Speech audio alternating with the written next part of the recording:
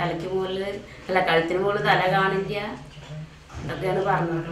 ഇത് ഷൊർണൂർ വേമ്പലത്തുപാടത്തെ തെക്കേപ്പുരക്കൽ വീട്ടിൽ ശാലിനിക്ക് മാത്രം നേരിടേണ്ടി വന്ന അനുഭവമല്ല.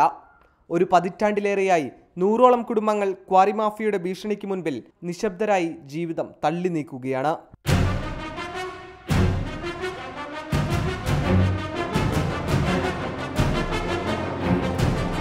രാപ്പകലില്ലാതെ ക്രഷറിൽ പാറ പൊട്ടിക്കുമ്പോഴുണ്ടാകുന്ന ശബ്ദവും ലോറികളുടെ ചീറിപ്പാച്ചിലും ജനങ്ങളുടെ ജീവനും സ്വത്തിനും ഭീഷണിയായിരിക്കുകയാണ്. ശ്വാസകോശ രോഗങ്ങളും അലർജിയും കൊണ്ട് സമീപവാസികൾ വീർപ്പുമുട്ടി കഴിയുകയാണ്. പാറമണൽ ശുദ്ധീകരിക്കുന്നതിന്റെ അവശിഷ്ടങ്ങൾ ഒഴുകിയെത്തി ജലസ്രോതസ്സുകളും കൃഷിയിടങ്ങളും വ്യാപകമായി നശിച്ചു.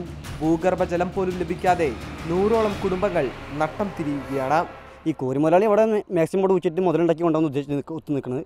പക്ഷേ ഇവിടുത്തെ രാഷ്ട്രീയക്കാരും ഉദ്യോഗസ്ഥരും എന്ത് കണ്ടിട്ടാണ് ഈ ഒരു വ്യക്തിക്ക് ഈ കോരിമലയാളിനെ സപ്പോർട്ട് ചെയ്തിട്ട് ഞങ്ങളെ ജനങ്ങളെ പറ്റിക്കാൻ നിൽക്കണമെന്ന് അറിയാനില്ല. അപ്പോൾ അതിന് ഞങ്ങൾ ശക്തമായ പ്രക്ഷോഭമായിട്ട് നീങ്ങാനാണ് ഉദ്ദേശിക്കുന്നത്. കാരണം അഴിമതിക്ക് നിൽക്കുന്ന ഈ പഞ്ചായത്ത് മെമ്പർ മുതൽ അല്ലെങ്കിൽ വില്ലേജ് ഓഫീസർ മുതൽ പ്രധാനമന്ത്രി വരെയുള്ള ആൾക്കാർ നമ്മുടെ നികുതി പണം കൊണ്ട് ചെയ്യണതാണ്. നമ്മുടെ ദാസന്മാരായിട്ട് വർക്ക് ചെയ്യേണ്ട ആൾക്കാർ അവർ. സംഭവം അവർ അധികാരം വോട്ട് കിട്ടിയിട്ട് അധികാരത്തിൽ കയറി കഴിഞ്ഞാൽ പിന്നെ നമ്മുടെ കാര്യങ്ങൾ ശ്രദ്ധിക്കുകയില്ലാതെ അവർ ആ കസേരയുടെ പാറിൻ്റെ മുകളിൽ വരച്ച് നടക്കുകയാണ്.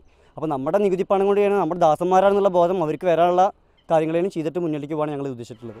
വനംഭൂമി കയ്യേറിയാണ് ക്വാറി മാഫിയയുടെ പ്രവർത്തനമെന്ന തെളിവുകൾ സഹിതം പരാതി നൽകിയിട്ടും നടപടികളൊന്നും നാളിതുവരെയായി ഉണ്ടായിട്ടില്ല.